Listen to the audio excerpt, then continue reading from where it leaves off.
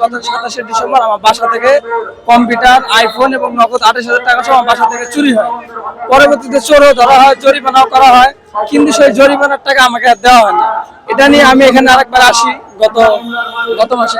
আমাকে এখান থেকে কল দিয়ে নিয়ে যাওয়া হয়, টাকা পয়সা দিয়ে দিবে, কিন্তু সেটা আমাকে না দিয়ে তারা আমাকে মামলা করে দিতে চাইতে বলে। চোর ধরা পড়ছে, সব করা হয়েছে, কিন্তু আমার টাকা পয়সা কিছু দিতেছে না। চোরের পরিবারের কাছে 2,15,000 টাকা জরিমানা ধরা হয়েছে, কিন্তু সেই জরিমানার টাকা আমাকে আর দেয় না।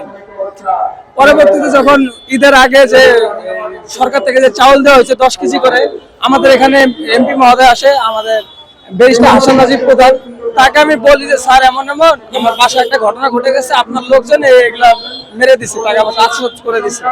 আমাকে বলে তোমাদের চুরির বিষয় তোমরা মিটমাট করে নাও।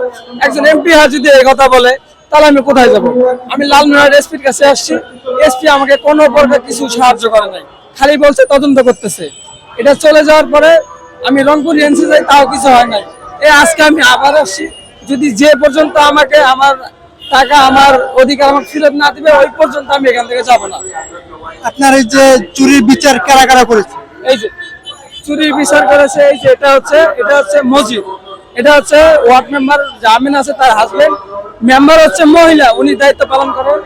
আর এটা হচ্ছে পুলিশ, যে কিনা মেম্বারের সঙ্গে জড়িত হয়ে টাকা আত্মসাৎ করে নিছে এটা। আর ওসি যে ছিল, ওসিকে ট্রান্সফার করে দিছে। আর এই যে এটা হচ্ছে চোর লালচান, সে জিনিসপত্র চুরি করছে, কিন্তু চোরও ধরা হয়েছে। আর এই যে না, সবাই মিলে 4-5 জন মিলে তারা বিষয়টা আত্মসাৎ করে নিয়েছে, কিন্তু আমাকে টাকা পয়সা কিছু আমাকে দেওয়া হচ্ছে না। এটাই যদি হয় তাহলে আমি কই যাবো ভাই? এখন বলেন, এখন আপনার কি চাচ্ছেন? আমি চাচ্ছি আমার বিষয়টা খুব দ্রুত সহকারে আমার অধিকারটা আমাকে ফিরে দেওয়া হোক। এখন থানায় যাচ্ছেন, সেখানে থানায় কি বলছে? থানা থেকে কিছু বলে, থানা থেকে শুধু বলে যে আমরা করব। আজকে 6-7 মাস হয়ে গেল, ওরা কিছুই করতেছে না। চোর ধরা পড়ছে, জরিমানা ধরা হয়েছে, সব করা হয়েছে, কিন্তু আমাকে এখন দিতেছে না। আমাকে মামলা করতে যাইতে বলে, আমি মামলা করতে কেন যাবো? আমি সরকারের প্রতি আমার আহ্বান একটাই থাকবে, এই সত্য বিষয়টা আছে, আপনারা মিথ্যা চাপা দিতেছেন, এটা কি কেমন করতেছেন আপনারা? এটা সত্য জিনিস, ডকুমেন্ট আছে, সবকিছু থাকে সত্য, আপনারা মিথ্যা বানায় দিচ্ছেন কেন? এটি আমার আহ্বান থাকবে, আমার অধিকার আমাকে যদি ফেরত দেওয়া হয়, এটাই থাকবে।